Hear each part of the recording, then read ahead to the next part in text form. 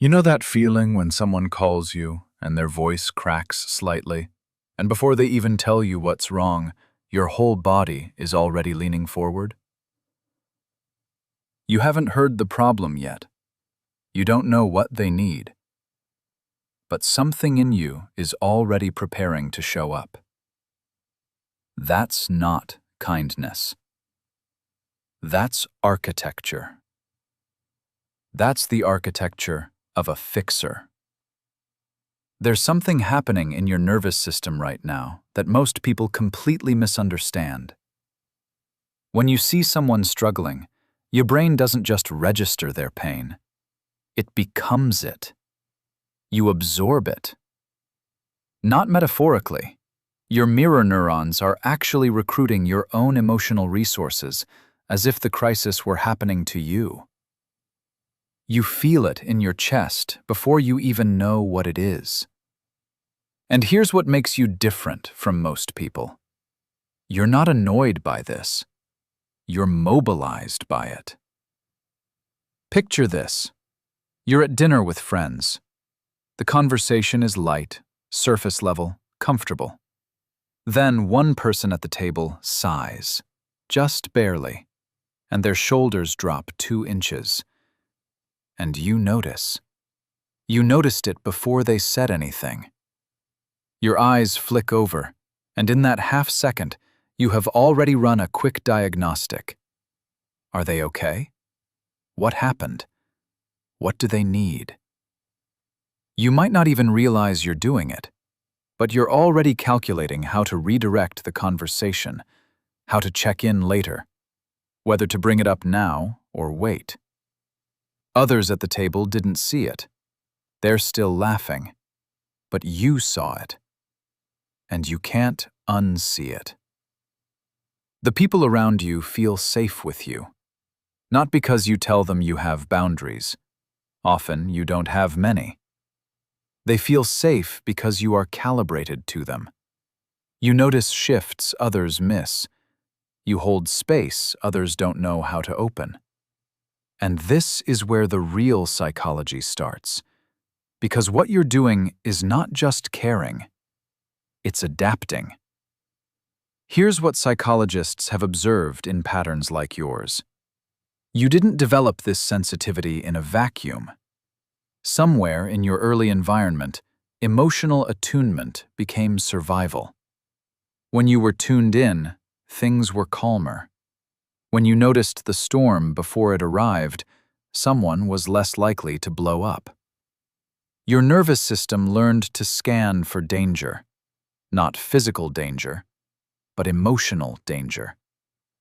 The tension in a room, the silence that means something's wrong, the shift in someone's voice that says they're about to break. So this sensitivity you're carrying, it was functional.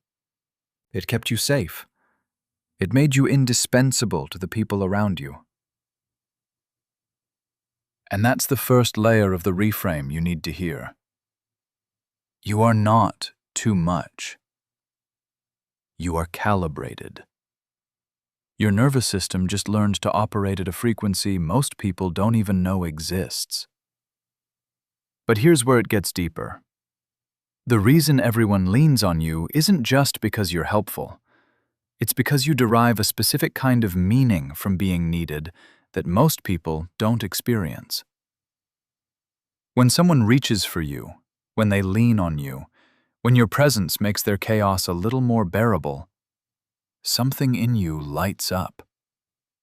Not because you're weak, because meaning is wired into your architecture the same way it is for an architect who sees a crumbling structure and feels called to rebuild it. You look at a broken situation, and you feel not just empathy, but momentum. You want to fix it. And that want, that pull, is so strong that you've probably organized large parts of your life around it without ever questioning whether you were choosing it or whether it was choosing you. Most people don't notice this. They've learned to receive your help without noticing how much of it comes from you or what it costs you to keep giving it. And here's the part most people miss entirely. Fixers don't just help others. They use helping as a way to avoid themselves. Think about the last time you didn't have anyone's crisis to manage. When there was nothing broken around you, nothing urgent to solve, no one leaning on you. How did that feel? Many fixers described the same thing: a strange, low-level panic, a sense of not knowing what to do with themselves, a feeling like they're not sure they exist if they're not being useful to someone. That quiet terror, that's the signal. That's your nervous system telling you that you've built your identity entirely around being needed, and you're terrified of who you are when there's no one to need you. This is where the fixer personality becomes a kind of beautiful trap. You are genuinely talented at seeing what others need. You have real emotional intelligence, the kind that takes most people decades to develop. You are the person people call when they don't know what to do, when the floor is falling out, when everyone else has run away.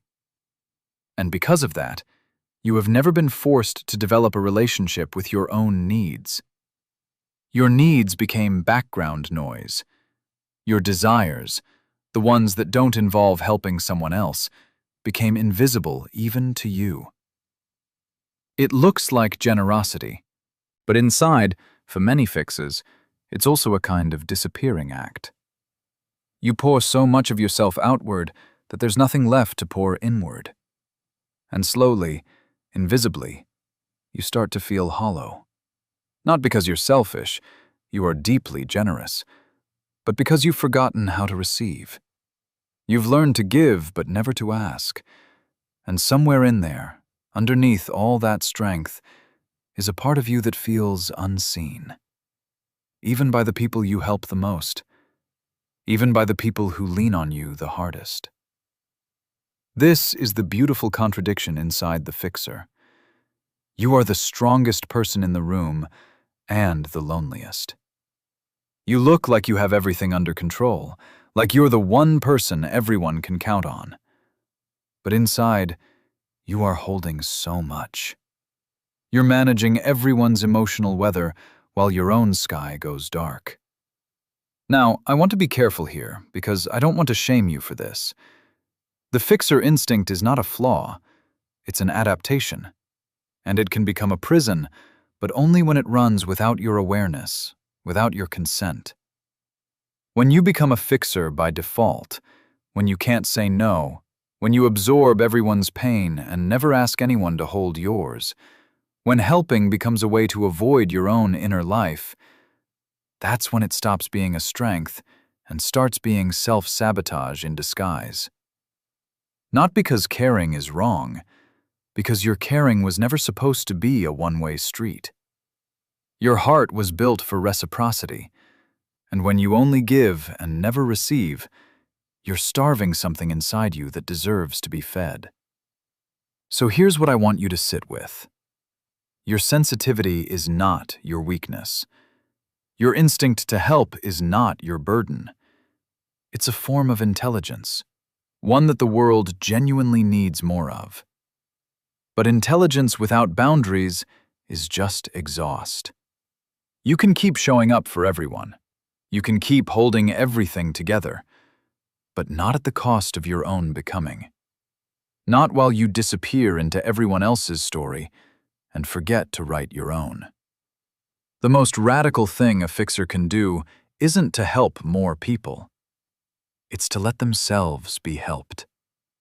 To say out loud, maybe for the first time, that they are tired, that they are not okay, that they also need to lean on someone, that they are not just a resource, that they are a person.